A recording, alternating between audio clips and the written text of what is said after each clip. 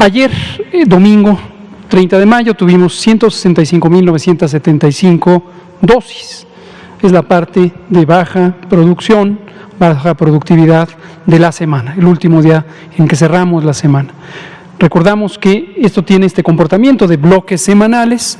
Empezamos con una intensidad pequeña, subimos en los días 2, 3 y 4 y luego empieza a bajar en la medida en que se acaba las personas que necesitan ser vacunadas. Se cumple la meta de cada una de las localidades en donde se establecen unidades de vacunación. En la más reciente, que fue la semana próxima pasada, llegamos a la máxima cantidad de vacunas que hemos puesto hasta el momento, más de 785,000 en un solo día, y durante 3 días consecutivos tuvimos justamente más de 700,000 dosis por día. Después ya se va quitando la cantidad de personas, insisto, se cumple la meta y por eso baja. Arrancamos ahora con la vacunación de personas de 40 y más años de edad y esperamos que tendremos una gran afluencia para los puestos de vacunación. Tenemos una cantidad muy suficiente de dosis de vacuna, a partir de que en la semana pasada también recibimos una gran cantidad de dosis, 5.700.000, más de 5.700.000, y las tenemos listas para el arranque de la fase 3, a vacunar a personas de 40 y más años de edad. Les recordamos que es muy útil si ustedes se registran en el portal mivacuna.salud.gov.mx. mivacuna.salud.gov.mx es un registro sumamente sencillo, requiere solo 5 o 6 datos básicos y en menos de 2 minutos usted estará registrado. Y ahí mismo va a tener la ficha que presentará en los puestos de vacunación. Es la misma ficha para todo el país. En algunas entidades federativas hay sistemas complementarios de registro. Pero recordamos que la ficha requerida es la ficha del gobierno federal. Si usted vive en una entidad federativa donde le han propuesto registrarse en una segunda plataforma, eso es opcional. Pero básicamente lo importante es que se registre en mivacuna.salud.gov.mx. Vamos a pasar a la siguiente. 30.477.703 dosis de vacunas han sido aplicadas en México desde el pasado 23 de diciembre de 2020. La siguiente. Corresponden a 21.796.967 personas que ya han recibido la primera o la segunda dosis de vacunación. Y lo vemos aquí de manera muy clara, muy abierta, muy transparente. 43%, que son 9.381.720 personas, son personas que se acaban de vacunar recientemente. Conforme va más rápido el esquema de vacunación, aumenta el porcentaje de nuevos esquemas. Y se completa el esquema para las vacunas de 2 dosis, que son 4 de las 5 que utilizamos en México, cuando reciben ya esa segunda dosis, y esa es la condición de 57% de las personas vacunadas en México. 12.415.247 personas ya completaron su esquema, ya sea porque recibieron 2 dosis o la única dosis necesaria para la vacuna CanSino. La siguiente. Esto representa 24% de la población de 18 años y más. Es decir, prácticamente 1 de cada 4 personas mayores de 18 años ya fue vacunada. 1 de cada 4 personas ya fue vacunada. Y de vacunas recibidas tenemos casi 40 millones de dosis. Justo lo que habíamos comentado, que en junio estaríamos llegando a 40 millones de dosis, pues en junio vamos a llegar a 40 millones de dosis. De hecho, un poco más, hoy es 31 de mayo y ya tenemos 39.888.675 y como veremos en el calendario, en la siguiente imagen, tenemos ya que mañana, martes, del Pulso de la Salud, miércoles y jueves estaremos recibiendo los embarques acostumbrados de la vacuna Pfizer. En este caso, mañana 288.990 dosis, con lo que ya pasaremos a los 40.000, el miércoles 585.000, el jueves 585,000 para un total semanal de casi 1,5 millones de dosis de la vacuna Pfizer-BioNTech. También en esta semana, el jueves, recibiremos 1 millón de dosis de la vacuna Sinovac, que suele venir en embarques semanales, y no lo hemos puesto en el calendario todavía, pero esta semana se libera ya el primer lote de manera inicial, y posiblemente durante esta misma semana los lotes 3, 4 y 5 de la vacuna Astra, que se envasa en México. Recordar que estos lotes, alguno de ellos se tiene que enviar fuera del país, posiblemente a Argentina, de acuerdo al contrato estipulado entre las compañías que están involucradas en este proceso. Pero estaremos poniendo, cuando tengamos ya la confirmación de liberación de cuáles lotes y en qué cantidades, ya lo pondremos aquí para indicar la cantidad de dosis que tendremos en la semana. Gobierno de México.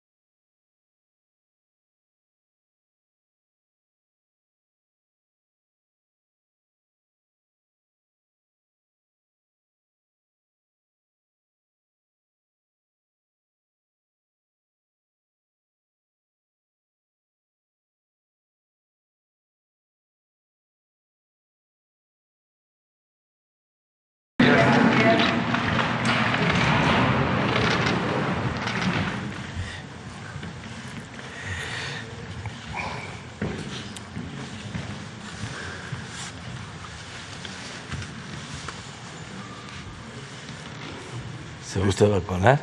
Ah, bueno. Vamos a informar, como lo hacemos todos los martes, sobre la situación de salud en el país, en especial todo lo relacionado con la pandemia, que afortunadamente ha ido cediendo, aunque hay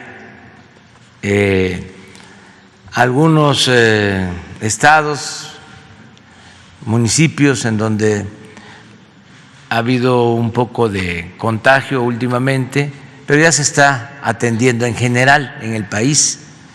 Hay una disminución de la pandemia y lo más importante de todo, lo que nos da más tranquilidad, es de que están bajando los fallecimientos.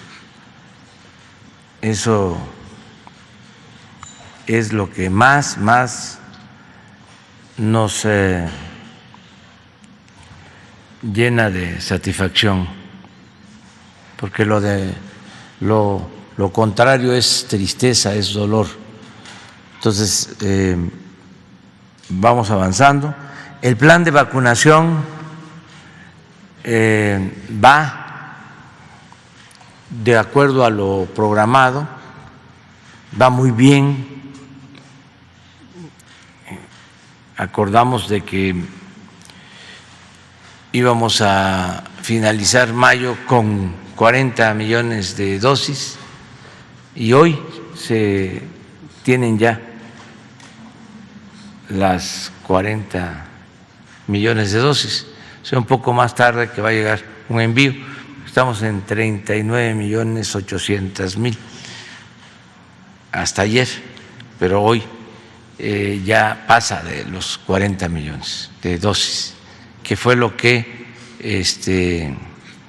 dijimos que habría para finales de mayo. De modo que vamos a informar el doctor Alcocer, secretario de Salud, que le corresponde la segunda dosis el día de hoy, y ayer que tuvimos la reunión de salud que hacemos lunes y jueves, comentaba de que no nos iba a acompañar porque iba a ir a que le pusieran su vacuna. Lo convencimos para que lo haga aquí, porque es muy importante de que se dé confianza de que la vacuna ayuda, que no afecta. Quienes se ponen la vacuna tienen protección y no solo es un asunto médico, también es un asunto de seguridad, es un asunto emocional. También el ponerse la vacuna da seguridad. Por eso vamos a seguir promoviendo de que todos nos vacunemos. Y después el doctor Alcocer, pues Hugo López-Gatell va a informar sobre cómo vamos. Nos va a informar la maestra Delfina Gómez Álvarez sobre el regreso a clases presenciales. El secretario de Relaciones Exteriores, Marcelo Ebrard, sobre el abasto de vacunas y la distribución logística, el llevar la vacuna hasta donde se necesita, hasta los lugares más apartados. Esto se ha encargado al secretario de la Defensa, a Luis Crescencio Sandoval González, y a las Fuerzas Armadas, porque ayuda también la Secretaría de Marina. Entonces vamos a iniciar la información. Con su permiso, señor presidente, muy buenos días a todas y todos ustedes. Como es bien sabido, la política de vacunación dirigida por el presidente, el licenciado Andrés Manuel López Obrador, nos está devolviendo, como acaba de señalar, la tranquilidad, la esperanza, y como fue anunciado a su inicio, empieza a ser evidente la eficacia de las vacunas COVID para reducir las infecciones al virus SARS-CoV-2, las admisiones hospitalarias y los desafortunados fallecimientos. Al inicio de la semana 22, la pandemia en México sigue en descenso y la vacunación avanza.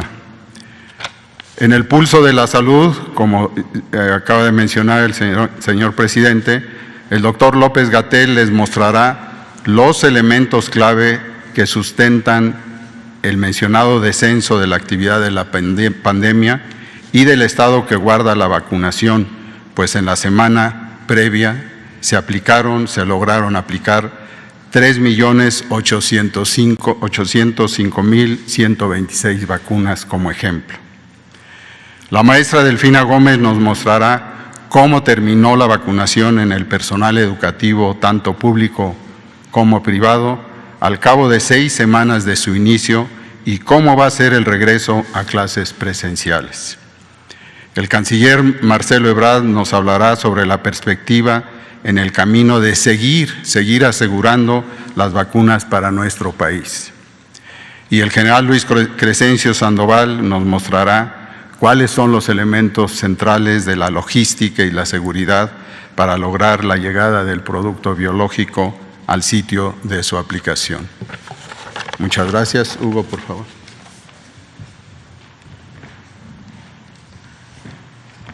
Con su permiso, presidente. Con su permiso, con mucho gusto, maestro, secretarias, secretarios, muy buenos días tengan todas y todos ustedes.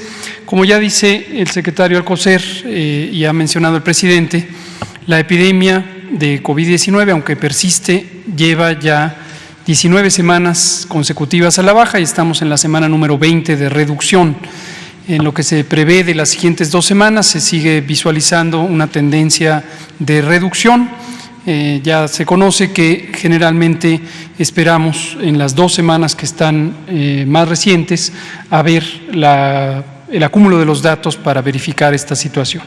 Pero vamos a ver la primera imagen, que es nuestra curva epidémica de casos estimados, y lo que se puede ver es que el punto máximo ocurrió en la primera semana de enero y desde entonces desciende. En el cambio más reciente o de la última semana de la información es de 5% la reducción, pero es una reducción general de 92% desde el punto más alto hasta la información más reciente. Lo mismo vemos que menos del 1%, 0.7% de los casos son casos activos. Cuando consideramos todos los casos que se han registrado a lo largo de la epidemia, solamente 0.7% son de los últimos 15 días con capacidad de contagiar. La siguiente, por favor.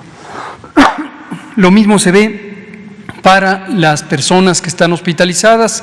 Se ha ido reduciendo, se han ido desocupando las unidades COVID y algunas de ellas que permanecen activas mantienen siempre la capacidad de readaptarse si es que existieran repuntes, como existe en algunas de las entidades federativas.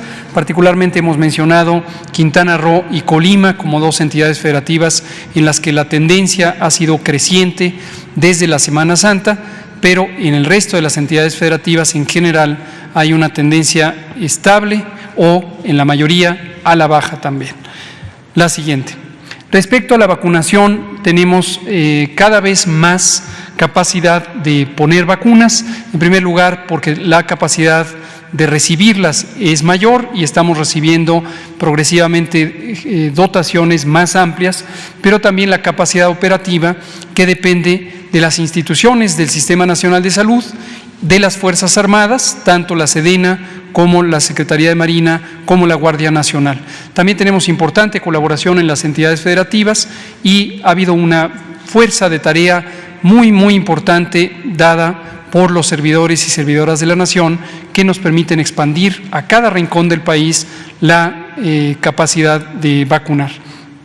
Como comentábamos ayer por la tarde, en la semana reciente tuvimos 3 días consecutivos con aplicaciones arriba de 700,000 dosis de vacunas, 785,000 en el día más alto, y ahora estamos abriendo una nueva semana. Y ayer por el registro de la noche tuvimos 511,334 dosis de vacunas aplicadas en un solo día, el primer día del ciclo semanal, lo que anticipa que estaremos aumentando la capacidad. Esperamos llegar arriba de 850,000, ojalá que logremos tener incluso el 1,000,000 de dosis por semana, que es nuestro propósito.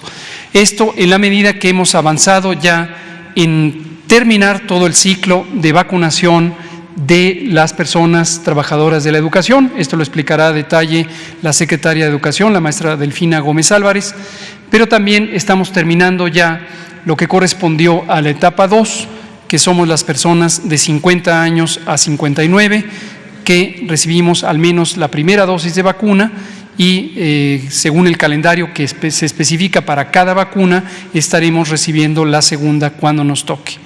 Pero prácticamente esta semana terminamos 50 a 59 y ya esta misma semana abrimos 40 a 49 y tenemos un avance inicial muy positivo.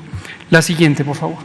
Casi 31 millones de dosis se han puesto en México desde la primera, que se puso el 24 de diciembre del año pasado. Casi 31 millones de dosis se han distribuido por todo el país y se han aplicado a un número sustancial de personas que ahorita comentaremos. La siguiente. Estas son la cantidad de personas, 22,043,213 personas que hemos recibido la primera o la segunda dosis, y esto representa 25%, la cuarta parte de la población adulta. 1 de cada 4 personas adultas en México ha sido vacunada contra el COVID-19. Y en su mayoría son esquemas completos, casi 60%, 57% son esquemas completos. Ya no hace falta ninguna dosis adicional, ya sea porque recibieron las 2 dosis de 4 de las 5 vacunas o bien la única dosis necesaria en el caso de la vacuna CanSino. 43% son esquemas recientes y por lo tanto de momento solo tienen la primera dosis. Podemos ver también algunos detalles con el arranque en 11 entidades federativas de la vacunación de personas de 40 a 49. Arrancamos ya en 11 entidades federativas. A lo largo de la semana se estará teniendo cobertura en todas las entidades federativas y tenemos 82,398 personas que tan solo en el día de ayer ya fueron vacunadas y tienen 40 a 49 años de edad. Y las embarazadas, que son un sector de la población de gran importancia por la protección que representa la vacuna para las mujeres y también para sus hijas o hijos en formación, hemos vacunado ya a 151,419 personas embarazadas en todas las entidades federativas. Y así seguiremos conforme se van cumpliendo 10 o más semanas de embarazo. En las mujeres que tengan 18 años de edad o más pueden vacunarse contra COVID-19 y recomendamos mucho que lo hagan para proteger a estas mujeres embarazadas y desde luego a sus productos. La siguiente, por favor, y penúltima, es la suma de dosis recibidas. Hasta ayer teníamos 39,888,675 y en unos pocos minutos estará llegando el primer embarque de la semana de la vacuna Pfizer-BioNTech con 288,990 dosis que completarán más de 40,700,000 dosis para arrancar junio ya con 40 millones o más de dosis recibidas. Vamos a ver la última imagen, que es el calendario semanal precisamente. Vemos aquí que hoy martes el doctor Pedro Centeno está listo allá en el Aeropuerto Internacional de la Ciudad de México para recibir 288,990 dosis de vacunas Pfizer-BioNTech. Mañana y el jueves 585,000 para un total semanal de casi 1,5 millones, 1,458,990. También esta semana, el jueves, recibiremos 1 millón de la dosis de vacunas chinas de Sinovac, la vacuna CoronaVac que recibiremos, y por anunciarse a lo largo de la semana tendremos la liberación de los lotes de vacuna AstraZeneca que se fabrican en Argentina, se envasan aquí en México en la compañía Leomont y estarán siendo liberados después de este proceso adicional de inspección y evaluación que condujo Astra y la propia compañía Leomont. Pero estarán siendo liberadas. Por el momento arrancamos la semana con 2,5 millones prácticamente de dosis de vacuna, pero tendremos un tanto más a lo largo de la semana. Esto es todo, presidente.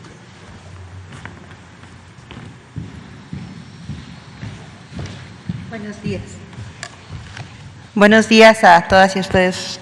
Con su permiso, señor presidente, vamos a, primer paso, precisamente dar el corte de vacunación que se tuvo en estas 6 etapas de vacunación de docentes. Recordemos que se realizó a partir del 20 de abril y termina el 28 de mayo del presente, en donde podemos ver que efectivamente fueron realizadas en 6 etapas, dando un total del total de personas en el padrón que eran de 33.144.528. De ese total de padrón se vacunaron precisamente 2.743.448, dando un 87% del total que se tenía como meta. Cabe aclarar que este resultado es porque en algunos casos, como el caso de Chihuahua, por ejemplo, que hizo un ejercicio muy interesante en donde le preguntaron a los docentes cómo se había vacunado, resulta que del total de los encuestados fue el 95%, porque algunos se habían vacunado precisamente en la etapa de 60 o más, y otros por precisamente la cercanía que tenían con Estados Unidos tuvieron la oportunidad de precisamente irse a vacunar bajo ese rango. Si damos a la siguiente, por favor, vamos a ver ahí ya de manera desglosada cada una de las etapas, etapa 1, 2, 3, en donde viene precisamente cada uno de los estados, así como el número de vacunados, y así nos vamos con la siguiente etapa, que también es la 4, 5, esa es la siguiente lámina. Y en la etapa 6 es donde yo les comentaba, el caso de Chihuahua, que ahí maneja que es el 62%, pero sin embargo, si se hace un análisis por parte del gobierno estatal, nos da un 95% de acuerdo a ese tipo de alteración. Continuamos, por favor.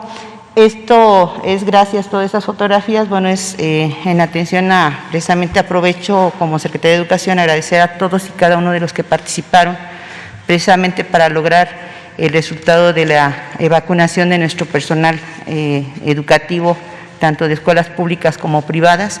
Agradezco a todos esa gentileza y ese apoyo que dieron. En lo que se refiere, si damos seguimiento, esas son algunas de las fotografías que efectivamente pues fueron tomadas en este proceso, y que bueno, pues ya con eso podemos decir que concluimos, a reserva de que si hay algún docente que por ahí por alguna causa no se vacunó, pues todavía hay la buena intención de salud, que yo agradezco, de que pueden precisamente ir a los centros de vacunación y hacer lo propio para que ningún docente, ningún personal de alguna institución educativa quede fuera o que no quede con el proceso de vacunación. Y ya con esto, dando precisamente la primera etapa, que es la vacunación, pues ya vamos a iniciar con lo que es precisamente el regreso a clases. Ahí lo que llevamos de manera muy precisa, les comento, se han tenido reuniones con gobernadores y con secretarios de educación, tanto de salud como de educación pública de cada estado, con la finalidad de precisar y dar a conocer precisamente y fortalecer lo que ya en su momento se dio, que es el protocolo para el inicio de regreso a clase segura. Ahorita tenemos, en el siguiente tenemos un cuadro en donde efectivamente están los estados que ya precisamente están con ese regreso a clases, que tenemos por un lado, bueno, Campeche, que recordemos que ellos inician en ese afán y que agradezco mucho la intención que tuvieron y la buena disposición que siempre mostraron respecto a regresar, y que bueno, ahorita por una situación que se presenta de semáforo amarillo, toman la decisión de suspender precisamente un poco este proceso, pero que la verdad iban bien, y yo agradezco mucho esa buena disposición. Y las escuelas abiertas, ahí tenemos las que en su momento ya habían aperturado, 137, 104 de primaria, 33 de primaria indígena, un número de municipios, 8 de 11 municipios, y número de alumnos 5.949, con un total de personal de apoyo de 278 docentes. En Chiapas, bueno, pues ya ahí también vemos que ellos abrieron a partir del 17 de mayo, con precisamente un total de escuelas de 1.592.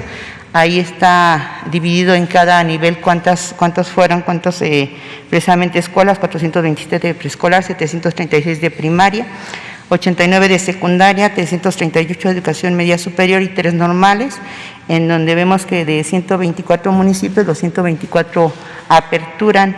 Precisamente ahorita lo que nos falta el dato es del número de alumnos y de docentes que están precisamente en ese proceso de remitirnos. Coahuila también hace el ejercicio, abre a partir del 17 de mayo, abre con 78 escuelas, una de preescolar, 33 de primaria y 26 de secundaria, de un total de 38 municipios, 24 son los que apertura, y el número de alumnos son un total de 8.123, dando precisamente como personal directivo y docente 475. Y después tenemos Veracruz, que también ya inició con ese proceso. Él inicia el 24 de mayo y abre precisamente 889 escuelas con 330 de inicial, 359 de primaria, 90 secundaria, 104 de preparatoria, 16 universidades con especialidades. De un total de 212 escuelas abren 184, con un total de número de alumnos de 21.730 y de docentes 879. Nayarit, que también al igual precisamente que Campeche, bueno, inicia, suspende por la cuestión de semáforo, y ellos iniciaron con 32 escuelas, 20 primarias, 12 telesecundarias, 3 escuelas de 20, con un número de alumnos de 1.336 y un número de apoyo y personal docente de 71. Nuevo León, que inicia el 31 de mayo, y con un total de escuelas de 603, que son de media superior y superior, con un subsistema federal, y comienzan el 16 de junio, si bien abren, están con lo que es la escuela dual. Ellos van a reaperturar ya de manera general el 16 de junio, pero ahorita están en ese proceso de iniciar poco a poco, y de 51 escuelas se abren 44, con un total de 421.934 alumnos, y no está ahorita el dato de docentes, que todavía está en ese proceso de que nos envíen. Y finalmente Tamaulipas, 31 de mayo, con 11 escuelas abiertas, 10 de primaria, 1 de secundaria. De un total de 42 escuelas, son 7 las que abren, con un número de alumnos de 350 y un total de personal de 50. Esos totales que están en la parte de abajo, bueno, nada más ahí tendríamos que restarlos, en este caso lo que es precisamente Nayarit y lo que es Campeche, que ahorita están precisamente esperando a que nuevamente vuelva a ver, de que ya ahorita ya está y que ya en próximos días se realizará. Se hizo entrega precisamente a medios de comunicación el pasado viernes sobre la cuestión de las consideraciones y lineamientos para la entrega,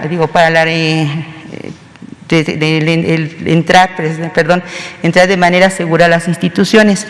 Ahí lo que sí valía la pena puntualizar, y que aprovecho el momento, primero es que recordemos que, como lo ha señalado el gobierno federal, es voluntario.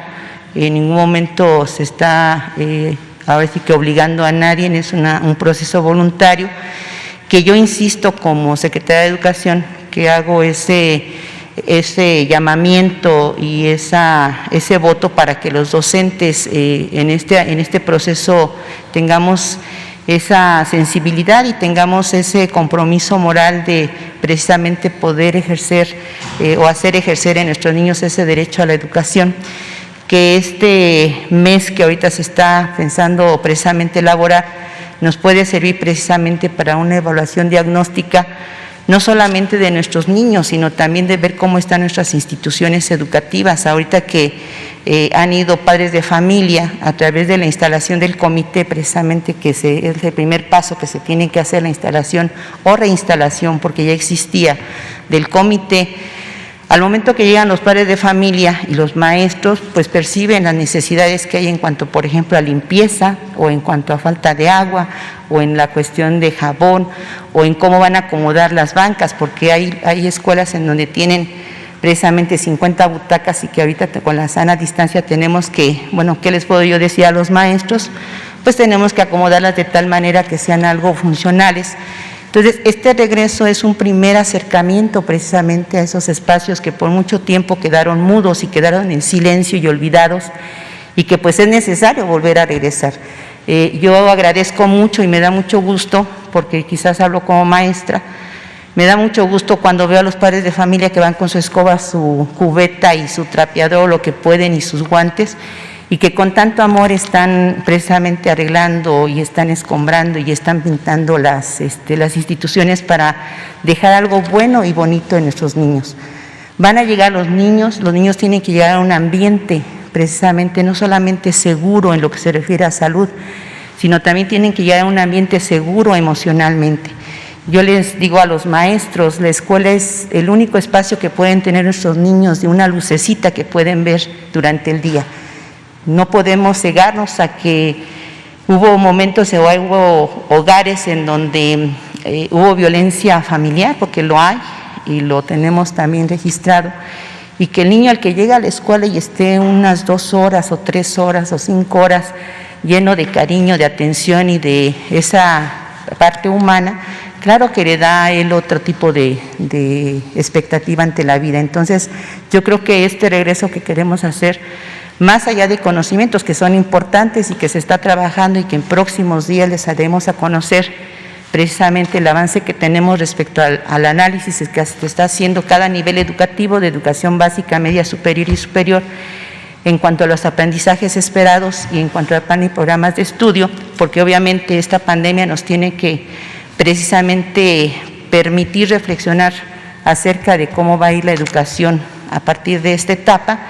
Pues yo creo que ahorita lo que nos permite, insisto, es precisamente reencontrarnos como sector educativo, reencontrarnos con nuestras instituciones y valorar precisamente lo que tenemos, que es esa capacidad de poder servir a los demás. Entonces, en cuanto, insisto, al regreso de clases, voluntario, gradual, que cumpla con el protocolo que se estableció por parte de la Secretaría de Salud, que hemos tenido precisamente una buena comunicación, que hemos estado analizando y seguiremos analizando y actualizando en la medida que se vaya dando esta dinámica del regreso, seguiremos actualizando. Recordemos que estamos en ese proceso de adaptación y que como tal pues estamos abiertos precisamente a esos cambios que se tienen que dar de acuerdo a la etapa que estamos viviendo. Entonces, eso sería cuanto, y bueno, pues quedo a sus órdenes. Muchas gracias.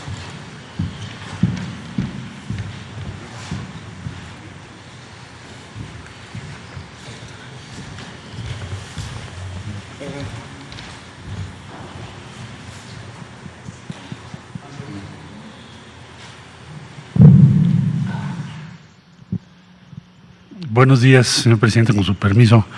Señoras, señores, bueno, rápidamente, esta es la curva de suministros que está a cargo nuestro, la responsabilidad que tenemos, y estamos en este punto, hoy a las 9 de la mañana, y este es el punto al que vamos a llegar en junio. Es importante porque así se nos marcó para poder tener cubiertas la etapa de 40 a 49 años. La siguiente, por favor. Estos son los números que ya se dieron aquí, lo que tenemos al día de hoy, y lo que va a llegar ya se los informó el doctor López-Gatell, para rebasar a las 9 de la mañana los 40 millones de dosis. En esencia, Pfizer ha sido la parte principal, segundo lugar Astra, tercero Sinovac, cuarto CanSino y quinto lugar Sputnik. Es el portafolio de México. La siguiente, por favor. Somos el lugar 9 en el mundo en este momento en millones de dosis administradas. Lugar 9 es México. Vamos subiendo. La semana pasada, como ustedes recordarán, les informé, estábamos en un lugar más abajo. La siguiente, por favor. Bueno, informarles, ya a partir de esta semana, México tiene la producción, envasado y llenado de las dosis de AstraZeneca, aquí en Ocoyoacac, en el Estado de México. México tiene un convenio con AstraZeneca por 77.4 millones de dosis. Y el grueso de esas dosis van a provenir de esta producción. La sustancia activa está hecha en Argentina. Si no se hubiese hecho este convenio en agosto del año pasado, pues no tendríamos ese número, ni tendríamos la posibilidad de este mes alcanzar el número que les acabo de dar.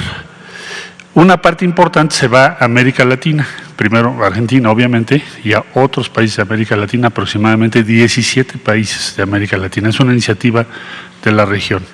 Lo importante es, si cooperamos, pues tenemos acceso a vacunas, aumentamos la producción, tiene sentido, es lo que estamos haciendo y se logró, y estamos muy agradecidos con todos los que han intervenido en esto. Ya esto es un hecho. La siguiente, por favor. Tuvimos una semana récord en arribos, ya se dio cuenta. De Pfizer tuvimos este número, de AstraZeneca había COVAX. Les recuerdo que COVAX es una iniciativa multilateral de la que México formó parte también desde el principio, y las que tenemos de AstraZeneca, que son las hechas en Argentina, es la sustancia activa, y algunas que fueron terminadas en Estados Unidos. La siguiente, por favor. Bueno, muy breves, somos uno de los países que tiene un portafolio más amplio. La última que se aprobó por COFEPRIS es Johnson & Johnson o Janssen, y pronto tendremos acceso a esa vacuna también. Entonces, este es todo el portafolio mexicano al día de hoy. La siguiente, por favor. Colaboración regional, bueno, informarles que el presidente me autorizó, vamos a estar con el Sistema de Integración Centroamericana, SICA, que reúne a todos los países de Centroamérica, países hermanos de México. El día de hoy y mañana fuimos invitados el secretario de Estado de Estados Unidos, Anthony Blinken, y su servidor, para tener un diálogo con nuestros colegas sobre 3 ejes: obvio, migración, desarrollo, fortalecimiento de las instituciones de la región, y de manera muy importante, recuperación económica y acceso a vacunas, el tema de la salud. Entonces ahí vamos a estar, que tiene que ver con lo que estoy informando el día de hoy. La siguiente, por favor. El día de ayer se inició a través de la Comunidad de Estados Latinoamericanos y Caribeños el envío de ventiladores mecánicos hechos en México a 10 países en América Latina y el Caribe, con el apoyo de la Fuerza Aérea Mexicana. Gracias, señor secretario, por su apoyo. La siguiente, por favor. Y eso es el reporte. Muchas gracias.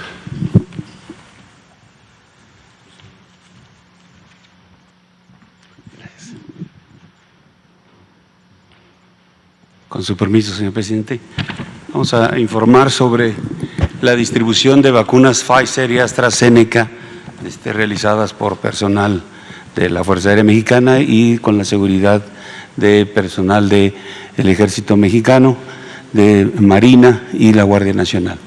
Aquí tenemos lo que arribaron: 5.010.000 dosis entre Pfizer y AstraZeneca los días miércoles, jueves y domingo. Miércoles, jueves y domingo se llevó a cabo la notificación por estados en Birmex, y se distribuyeron 4.824.340 dosis de la siguiente manera: por vía terrestre, 3.723.370 dosis. Se organizaron 8 rutas terrestres por parte de Birmex con la seguridad de personal militar para atender 17 estados. Estas rutas son la ruta 1 para cubrir Michoacán, Jalisco, Nayarit; la ruta 2, Guanajuato, Aguascalientes; la ruta 3, San Luis Potosí, Durango y Sinaloa; la ruta 4, Coahuila, Nuevo León, Tamaulipas; la ruta 5, Veracruz, Tabasco y Chiapas. Estas se realizaron entre viernes y sábado. Ayer lunes 3 rutas, la 6 que cubrió Aguascalientes, Zacatecas, la ruta 7, nuevamente Tabasco, acá lo teníamos en la ruta 5, en la ruta 8, Colima. Acudieron a Birmex 7 estados a recibir sus vacunas. El viernes fue Morelos, Puebla, Tlaxcala, Hidalgo y Querétaro, y ayer lunes Ciudad de México y Estado de México. Por vía aérea se distribuyeron 1.100.970 dosis. Se establecieron 4 rutas para atención a 8 estados. El viernes cubrimos 2 rutas, la 1, Baja California Sur, Sonora, Chihuahua, la ruta 2, Oaxaca, Campeche, Yucatán y Quintana Roo.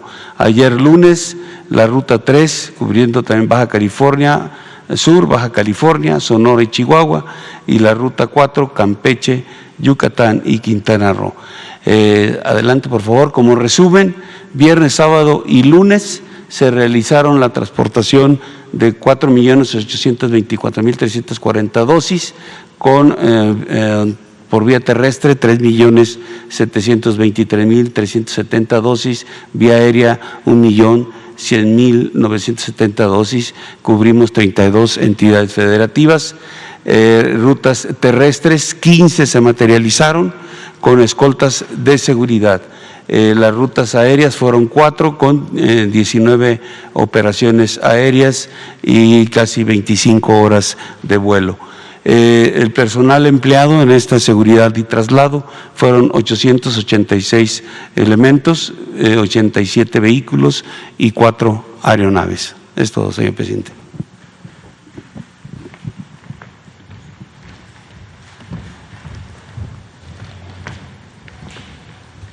Bueno, pues vamos avanzando en el plan de vacunación. Abrimos para preguntas.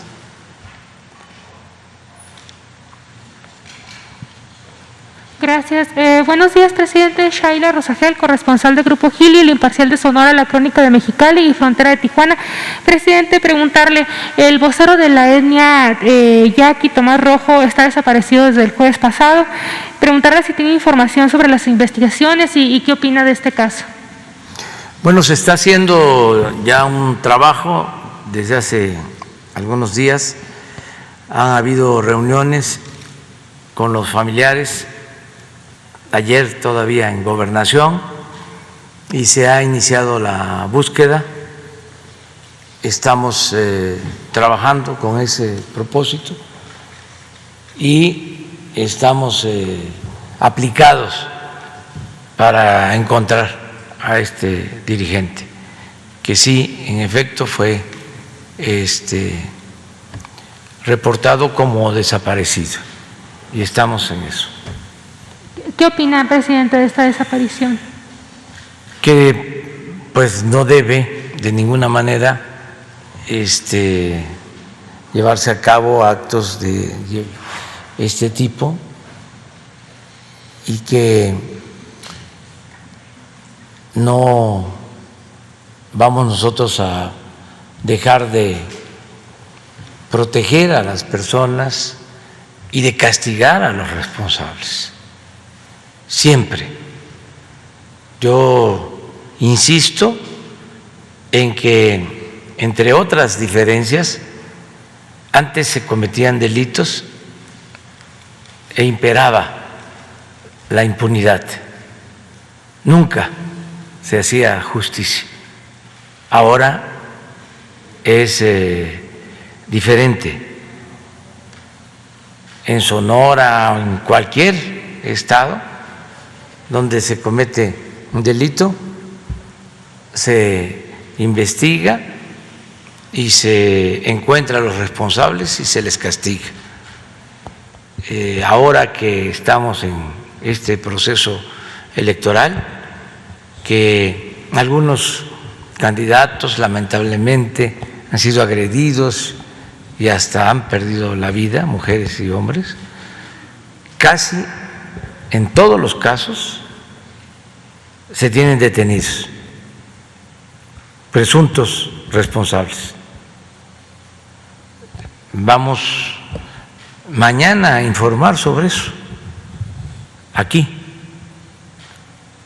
porque han presentado denuncias sobre estos hechos y queremos informar de cómo se ha avanzado en el castigo a los responsables. Hasta en el caso reciente de la candidata de Guanajuato, que fue lamentablemente asesinada, ya ayer hubieron detenciones.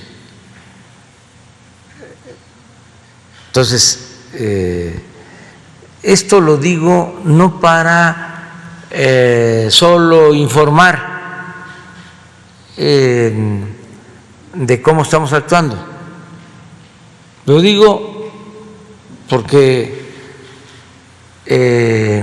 a los que se portan mal les puede llegar la información,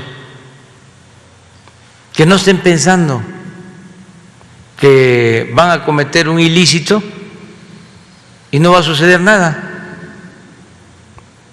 porque están bien parados, porque tienen compradas a las autoridades, porque tienen influencia. Eso ya no funciona, ya no aplica, ya son otros tiempos. El que comete un delito es castigado. Entonces, vamos a seguir actuando así. Gracias, presidente. Ahora, con el regreso a clases, me gustaría preguntar qué escenario se prevé de COVID-19. Si tienen previsto que haya algún repunte o un pequeño repunte de casos, debido a que pues los maestros ya están vacunados, los papás están en proceso de vacunación, pero los niños no. ¿Qué escenario se está previendo? Pues hay un protocolo de salud en el caso de que haya niños, personas afectadas, contagiadas, pues se suspende la actividad, se hace una revisión a todos, vamos a estar completamente, permanentemente atentos, pendientes, pero también necesitamos regresar a clases presenciales. Es muy importante, es necesario. No podemos seguir así. Fue una medida alternativa la educación a distancia, pero no podemos tener todo el tiempo a los niños, a los adolescentes frente al televisor. La escuela es el segundo hogar y no solo es conocimiento, es comunicación, es el que haya socialización, que los niños puedan estar con sus amiguitos, niñas, niños, que los adolescentes lo mismo, que estén con sus maestros, con sus maestras. Eso es insustituible. Entonces pueden algunos con todo su derecho sostener de que no es tiempo, de que por qué regresar ahora, si se puede hacer cuando inicie el nuevo ciclo escolar. Pero imagínense cuánto tiempo continuamos así. El nuevo ciclo escolar pues inicia a finales de agosto y ya es urgente. Además, no es obligatorio, para que no vayan a hacernos manifestaciones o sea motivo de protestas o de cuestionamientos en los medios de comunicación. No, es voluntario, pero que se sepa que la Secretaría de Educación Pública ya permite el reinicio a clases y que va a depender de la comunidad educativa, de las madres, de los padres de familia, de los maestros, de los directivos de las escuelas públicas y de las escuelas privadas.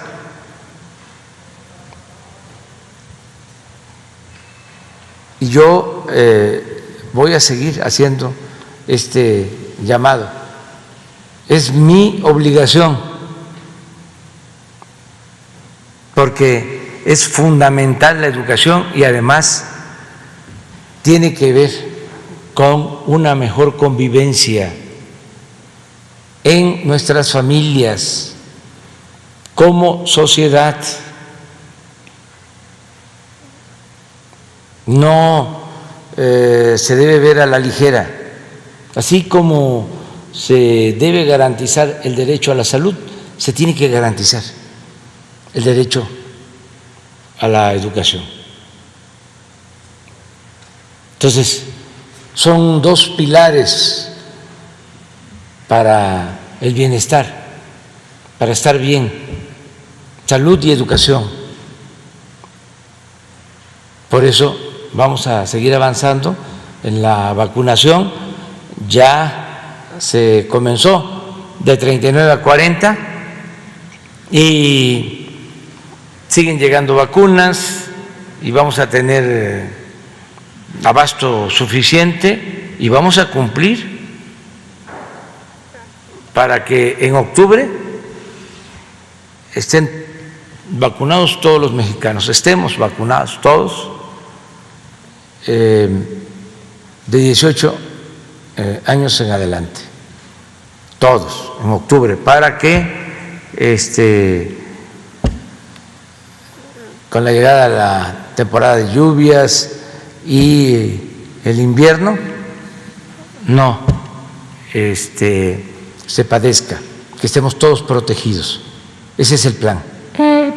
Presidente, quizás el secretario de Salud o el doctor Hugo López-Gatell puedan decirnos un poco qué panorama es el que se espera, o sea, si esperan un repunte o no se está bien previendo que haya un repunte tras el regreso a clases. A ver.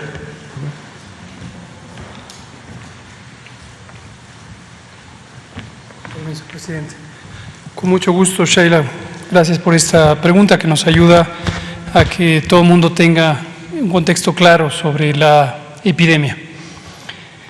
Algunos conceptos generales que hemos venido diciendo desde hace 14 meses.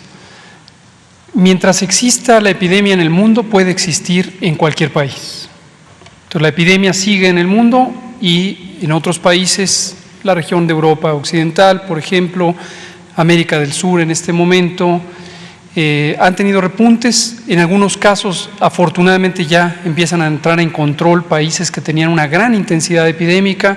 India, por ejemplo, lleva ya varias semanas con descenso después de que llegó a una situación muy importante.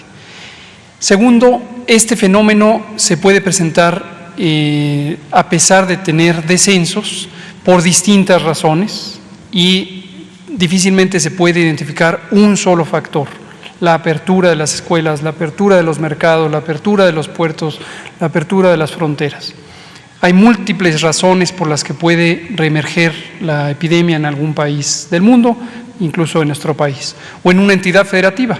Puede ocurrir, como nos ocurre, la gran mayoría del territorio nacional se mantiene a la baja y, como lo mencioné hace rato, hay unos pocos entidades federativas que tienen tendencias a la alza.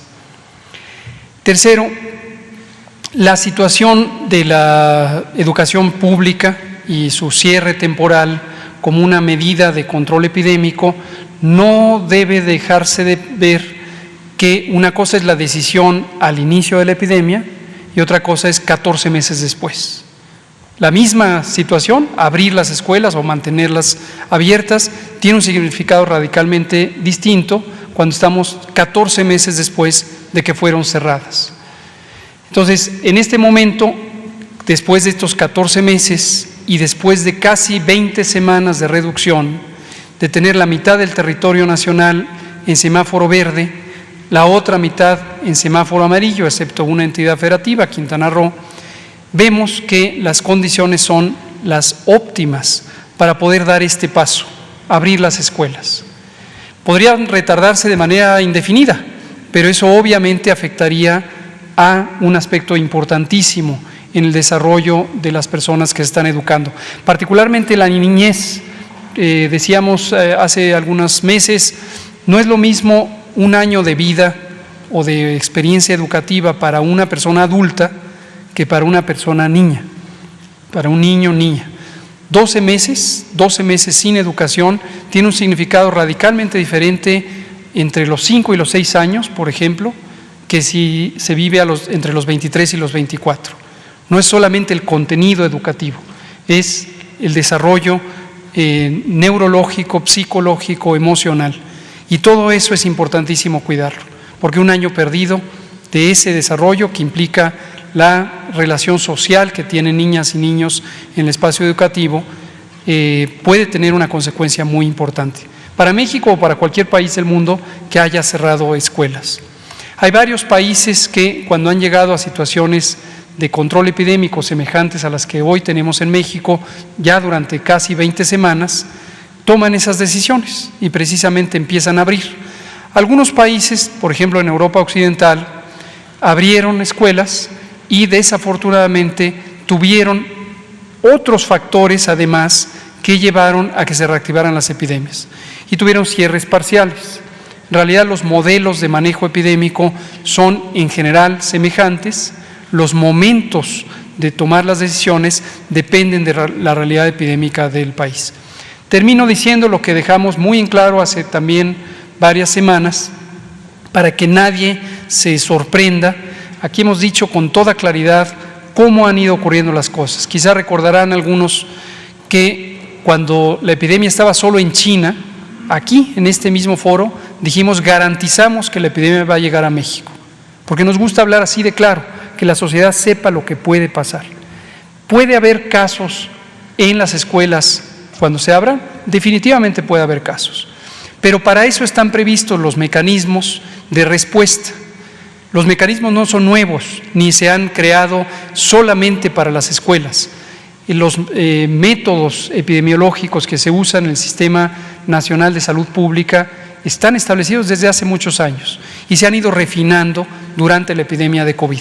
Se hacen, en caso de que hubiera un caso, por ejemplo, de enfermedad COVID en una escuela, se activan los mecanismos de notificación inmediata, de estudios de casos y contactos, y se hacen las intervenciones de no solamente de mitigación en el conjunto de la escuela, sino de contención. Esta metodología está muy establecida en el sistema de salud pública. Y lo que se puede esperar es, si en determinado momento en una escuela apareciera un caso, que rápidamente se estudien los contactos.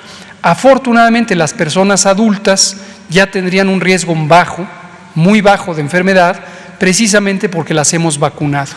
Niñas y niños, adolescentes, ¿podrían contagiarse? Sí podrían, pero tenemos la tranquilidad de que la evidencia científica documentada en México y en el mundo a lo largo de la epidemia muestra que la probabilidad de enfermedad de consideración, enfermedad grave, es muy baja comparado con las personas adultas. Entonces da espacio, da oportunidad a la contención.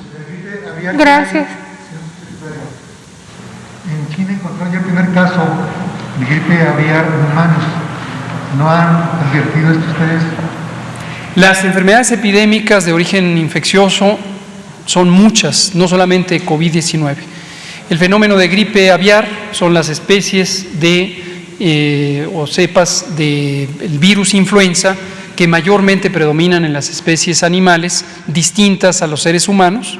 Se conoce desde hace mucho tiempo que los virus influenza afectan mayormente al reino animal, incluyendo a los seres humanos, pero el resto del reino animal también es afectado, múltiples especies, aves, aves silvestres, aves de corral, aves domésticas, perros, gatos, caballos, puercos, delfines, ballenas, múltiples especies animales pueden tener infección por influenza.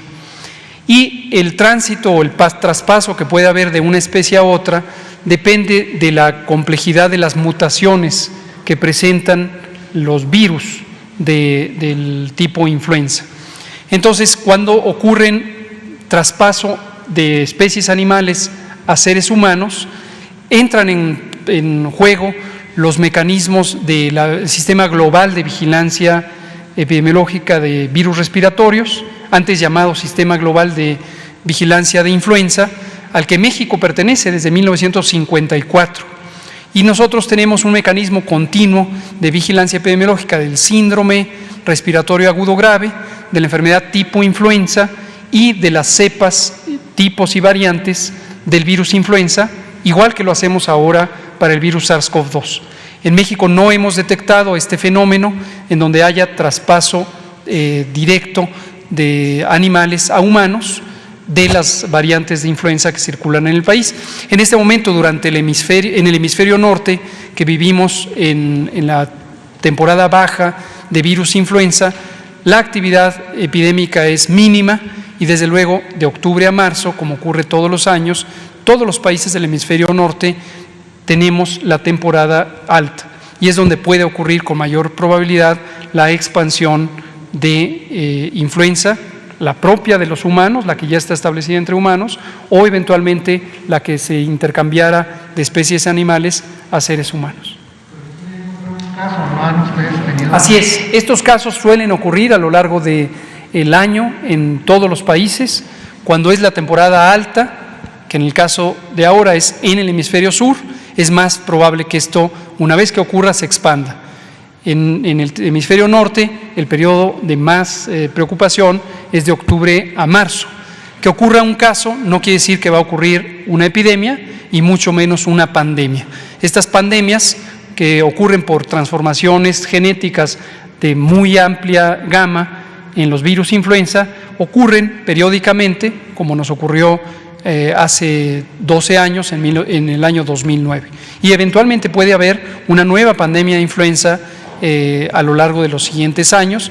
No es posible predecir científicamente exactamente cuándo, pero sí se sabe que en general, con periodos o intervalos que van de 10 a 15 años, se presentan fenómenos pandémicos por los virus influenza.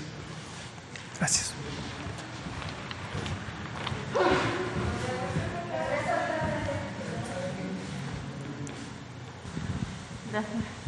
Gracias, buenos días a todos. Liliana Noble de Pulso Saludable.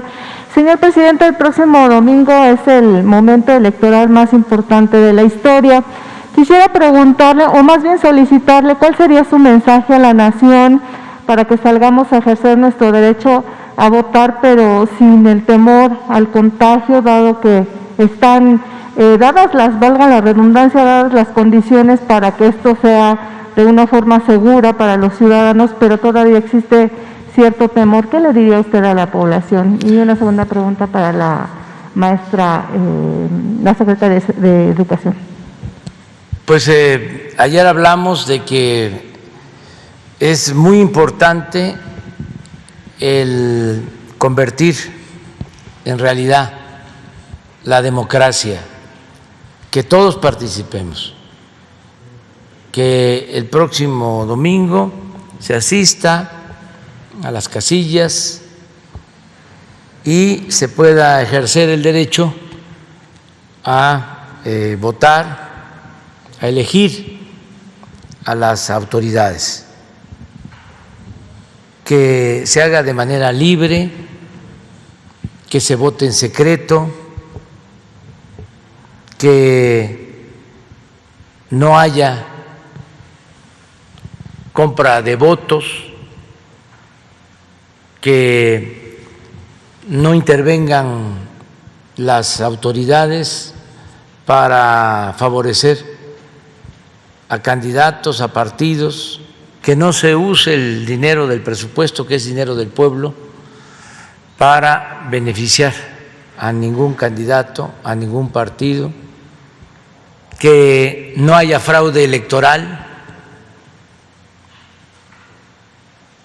que demos un ejemplo los mexicanos también en este terreno de que se está cambiando, de que hay una transformación. En el mundo hay mucho reconocimiento a México, desde luego de tiempo atrás. En el mundo quieren mucho a México, a nuestro país, y ahora hay un reconocimiento por la manera en que estamos llevando a cabo entre todos una transformación pacífica, la forma como se está erradicando, desterrando la corrupción, y se nos presenta esta oportunidad de también agregar a toda esa fama que tiene México en el mundo, el que somos un país auténticamente democrático. Es un trabajo, una tarea, una misión de todos los mexicanos. Por eso tenemos que participar y ayudar para que las elecciones sean ejemplares. Ese es mi llamado. Gracias. Y si me lo permite, señor presidente, preguntarle a la secretaria, la maestra Delfina, de Educación Pública. Maestra, me pregunta la gente en Fresnillo, Zacatecas, que tuvieron una reunión virtual el día de ayer y hoy ya los administrativos de los CEBETIS ya están requeridos en sus unidades de trabajo para presentarse a laboral a partir del día de hoy. Ellos me hacen la mención que están en semáforo amarillo y que dicen que es una obligatoriedad ya presentarse el día de hoy. Quisieran saber ellos si esto es cierto, porque hacen la mención de que solamente son el personal administrativo, más no los docentes y por supuesto no los alumnos. ¿Qué nos podría decir al respecto? Gracias.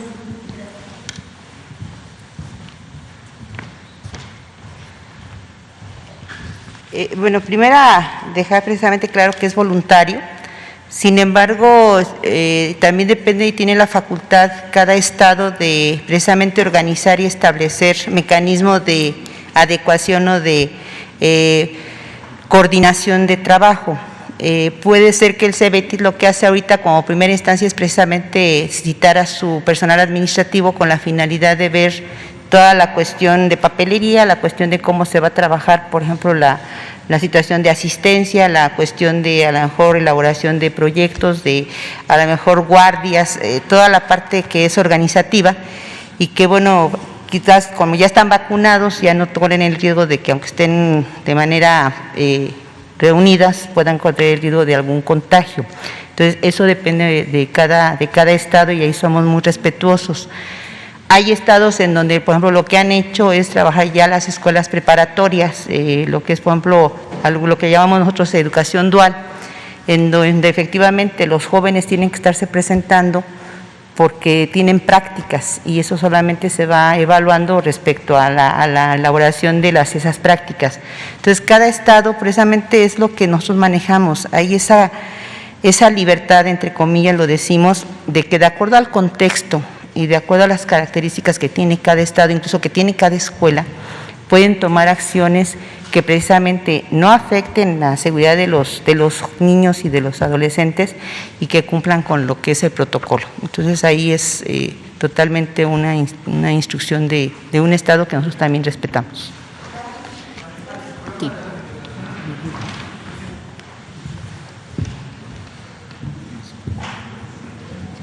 Gracias, buenos días, señor presidente. Demián Duarte de el Sonora Power en YouTube.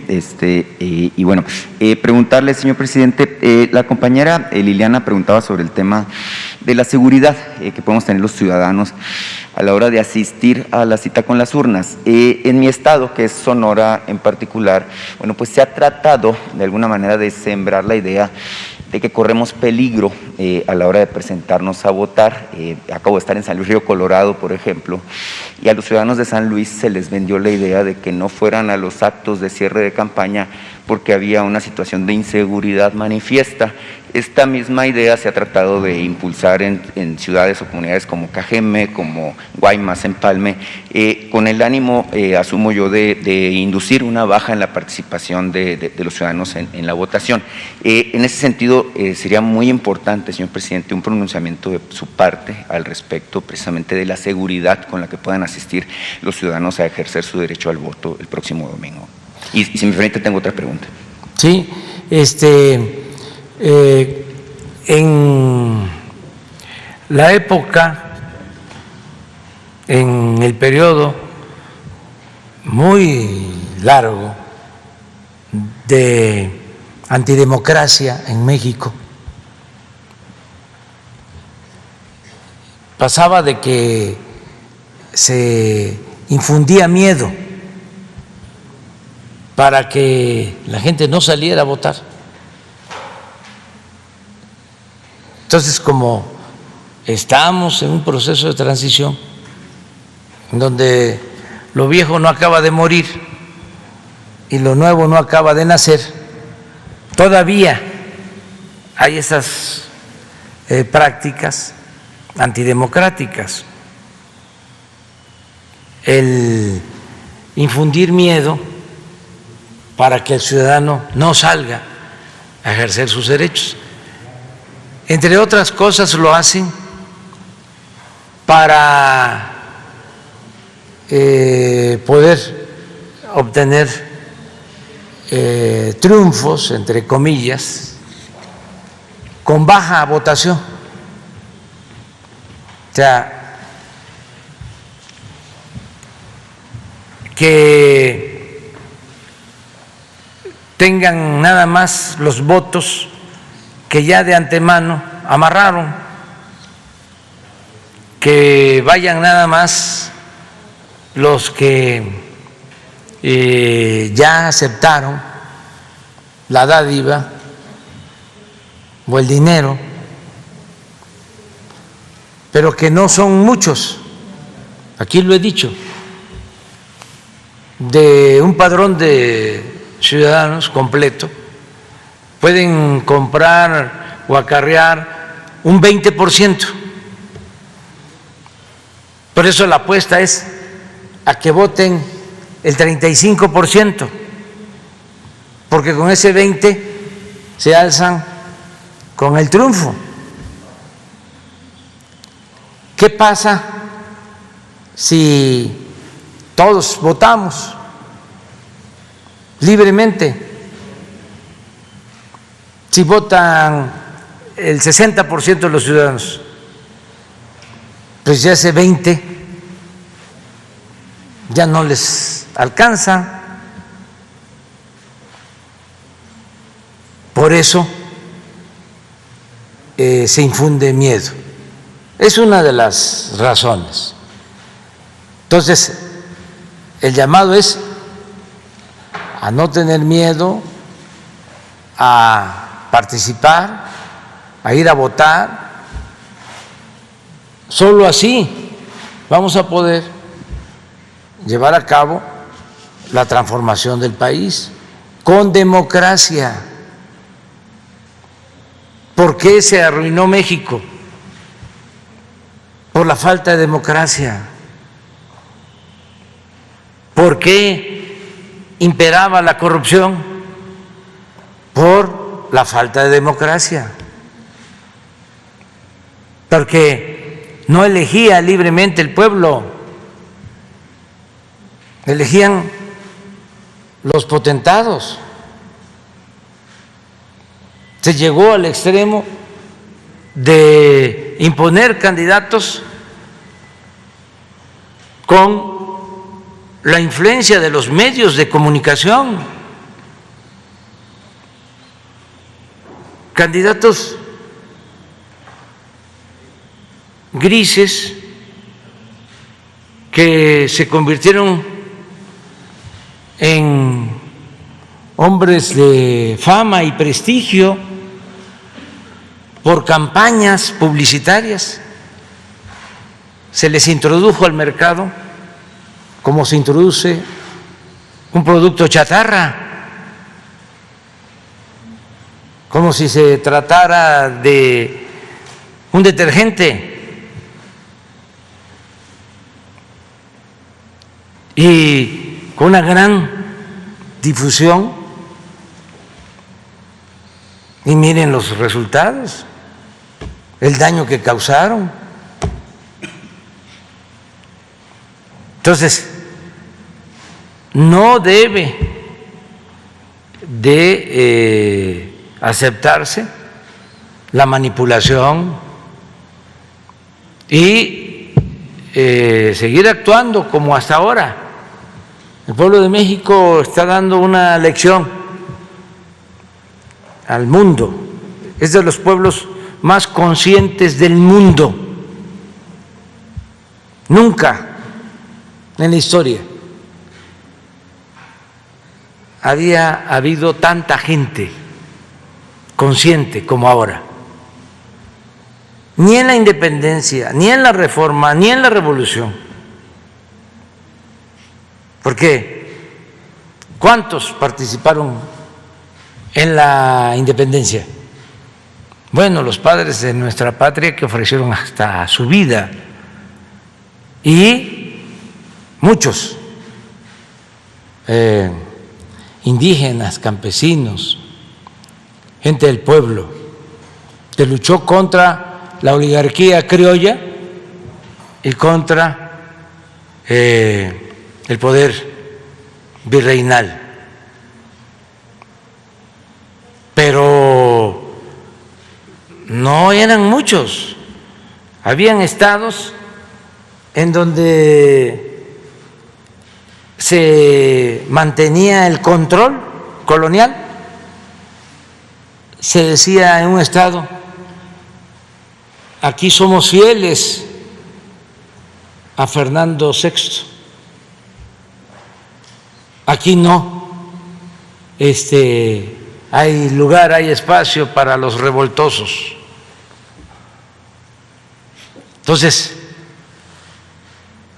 la independencia, aunque la hizo el pueblo, no fue todo el pueblo. El movimiento de reforma, lo mismo. Participaron los liberales para llevar a cabo las transformaciones, pero no eran muchos. No había mucha participación. Por eso lo extraordinario de Juárez y de los liberales que lo acompañaban, porque llevaron a cabo una transformación en condiciones muy difíciles. Por eso se ha llegado a decir que fue un milagro o una chiripa, porque cómo enfrentaron al poder conservador, que era poderosísimo, y triunfó el movimiento de reforma. Y no solo eso, se derrotó al ejército más poderoso del mundo en ese entonces, pero tampoco participó mucha gente. En la revolución, que es cuando hubo una mayor participación, tampoco. Muchos se quedaron sin participar. Sin embargo, ahí sí hubo más gente.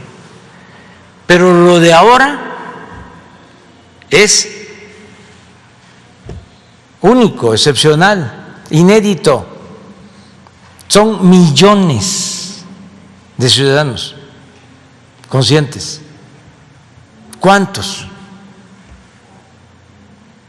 Bueno, 30, 40, 50 millones de mexicanos conscientes. Estoy hablando de una vanguardia de millones de mexicanos, ciudadanos. Sigue habiendo, como en todos los países del mundo y como ha sucedido siempre, una franja de la población despolitizada, y además es su derecho, pero ahora es mucho más el número de ciudadanos conscientes. Entonces yo sí espero que el domingo sea toda una fiesta cívica y vamos a celebrar no quién gana, quién pierde, vamos a celebrar el ejercicio democrático, el que de manera libre se lleven a cabo las elecciones en paz, un ejemplo de civismo del pueblo de México. ¿Habrá condiciones en los lugares que son considerados focos rojos? En todos lados hay condiciones. Han querido también, ¿no?, dar a conocer de que hay mucha violencia con motivo de las elecciones. Como es un tema muy delicado, muy sensible, hemos sido cuidadosos de hablar de lo que sucedía antes. Pero les puedo decir que aún siendo la elección más grande en los últimos tiempos en cuanto a el número de candidatos que se van a elegir, aún con los hechos lamentables de violencia, no es lo mismo que lo que pasaba antes. Y lo puedo probar. Nada más que no nos vamos a poner a comparar este número de fallecidos, porque eso no queremos que nadie pierda la vida, nadie, ninguna persona. En el segundo tema, señor presidente, y aprovechando, bueno, buenos días a los secretarios y al subsecretario que están aquí con nosotros, aprovechando que está aquí la secretaria de Educación, la maestra Delfina, es evidente que viene y celebramos, de hecho, muchos el regreso a clases. Este es un asunto, como usted lo ha planteado, muy importante para nuestros niños, nuestros jóvenes, evidentemente para resolver el regreso a lo que le llamamos ahora la nueva normalidad. Con el regreso a clases nos damos cuenta de que persisten dos factores. Uno es la fuerte conflictiva magisterial. Hoy, antes de entrar aquí a la mañanera, me abordó un grupo de maestros de Morelos, por ejemplo, que están pidiendo pues que se les atienda a la situación de la asignación de plazas. En el caso de mi estado, le quiero comentar dos situaciones particulares. El sistema de GETI, que tiene los CEBATIS, y muy en particular el CEBATIS 132, tienen un fuerte problema que ya data de años en términos precisamente de sueldos no devengados, plazas no asignadas, y bueno, también antes de venirme me contactó un grupo que reúne a 3,000 maestros del sistema básico, que se llama el Movimiento Magisterial Interino por la Estabilidad Laboral, si mal no lo recuerdo, en donde, bueno, ellos manifiestan una situación en donde tienen fuertes problemas con el asunto de la asignación de plazas. En Sonora, lamentablemente, es persistente y reiterado el asunto de la conflictiva magisterial. Y en ese sentido, bueno, creo que sería muy importante, porque vimos a la maestra Delfina recientemente con motivo de la vacunación allá en Hermosillo de la vacunación de maestros. Sería muy importante, maestra, en particular, que se abriera una mesa de diálogo y negociación, porque realmente es muy persistente la situación de problemas, muy en particular en el sistema educativo de Sonora. No sé, señor presidente, si hubiera el espacio precisamente para darles a los maestros esta alternativa y esta opción. Y en el tema de la educación superior, recordará que aquí abordamos el tema de la nueva Ley General de Educación Superior. Usted manifestó, bueno, que habría una exposición en este recinto de los avances, de los beneficios que trae esta ley, bueno, que muchos consideran que plantea algunos retrocesos. Y mire, en el caso de mi alma mater, que es la Universidad de Sonora, hemos visto con preocupación que se está incorporando un modelo educativo 2030, ¿sí? Por iniciativa del actual rector, que de hecho está por salir. Sin embargo, en este proceso de incorporación del modelo 2030 de educación superior en la universidad, no se consultó a la comunidad académica, no se consultó a la comunidad estudiantil, simplemente pues los altos funcionarios, que parece que pues ellos tienen la razón o la verdad absoluta, pues terminaron por imponerlo. Entonces, la pregunta es esa, ¿verdad? ¿Qué alternativas nos dejan, bueno, a los que fuimos, como es mi caso, universitarios, pero a los que son universitarios hoy, para incorporar lo que es la democracia al interior de las instituciones de educación superior, señor presidente? Muchas gracias. Bueno, vamos a esperar que pasen las elecciones y vamos a pedirle a la maestra. Hoy se atiende a los maestros de Morelos a las 10 de la mañana, es lo que nos dice la maestra. Y lo que tiene que ver con la reforma para la educación superior, le pedimos al maestro Concheiro, que es el subsecretario de Educación, junto con la maestra, que informe aquí, si te parece. Muy bien. Me tengo que ir.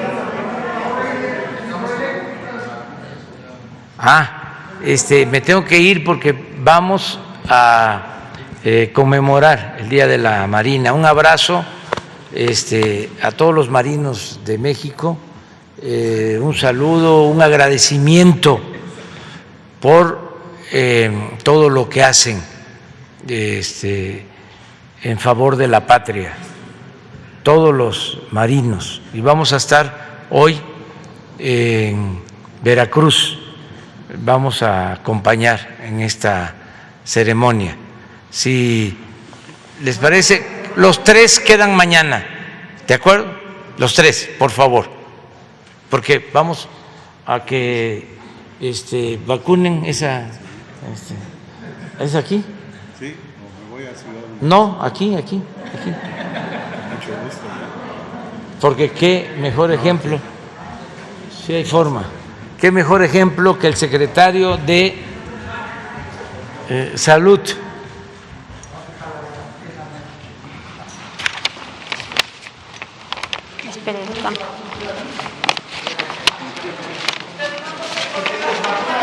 A mí me corresponde ya, pero me faltan como 10 días.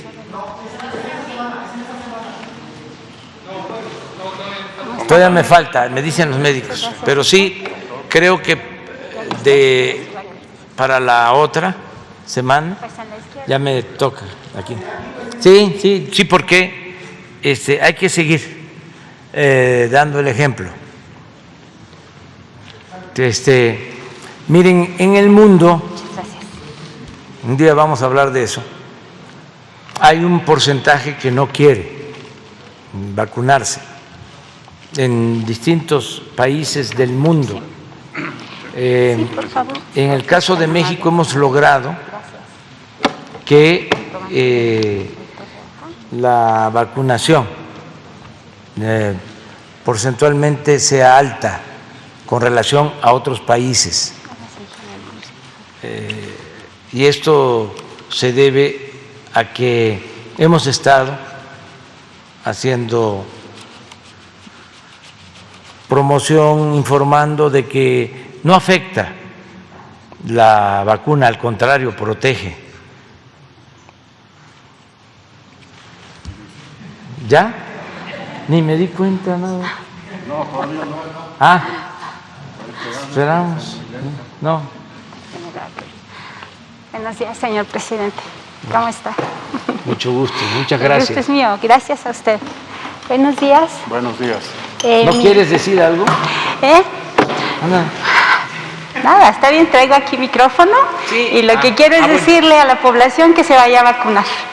Y justo, bueno, para muestra un botón, están aquí los líderes en salud que estamos promoviendo justamente la vacunación, que es tan importante y que este país ha hecho muchos esfuerzos para traerla a México. Entonces es un beneficio para todos. Seguramente va a ser algo muy bueno para la salud de los mexicanos. Muchas gracias, señor presidente. Muy bien. Bueno, entonces, buenos días, yo soy Fabiana Maribel. Le voy a aplicar su vacuna, segunda dosis de vacuna de COVID contra COVID-19. Le quiero mostrar su vacuna, es de la farmacéutica AstraZeneca. AstraZeneca en una jeringa que estaba sellada para garantizar la esterilidad. ¿Ha tenido temperatura, fiebre en los últimos 24 horas? No. ¿Algún síntoma de COVID? Ninguno. ¿Transfusión sanguínea en los últimos 3 meses? ¿Alérgico a algún medicamento? No. Ok, vamos a proceder entonces a aplicar su vacuna. Por favor, relaje su brazo. Eso es, muy bien, muchas gracias.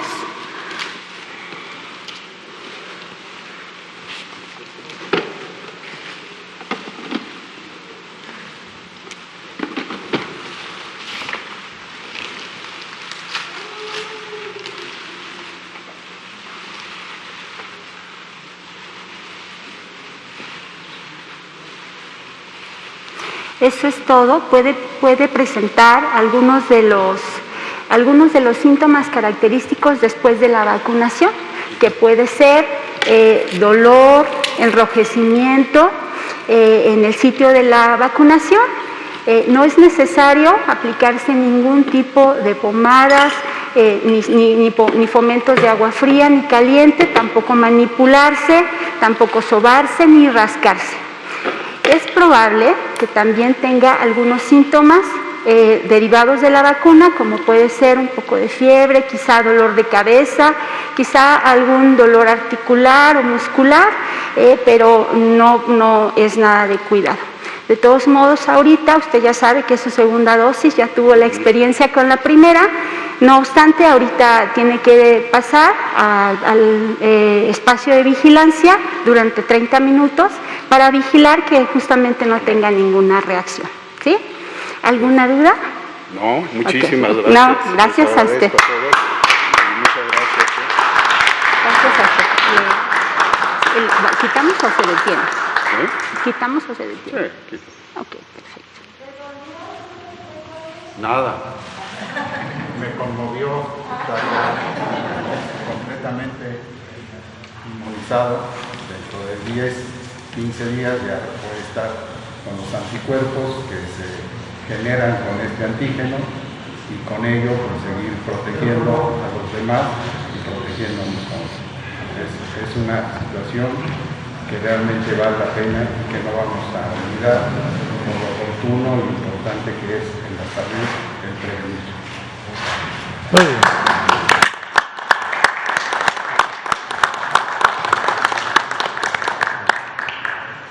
Muchas gracias, muchísimas gracias. Muchas gracias por todo lo que haces. Hasta luego.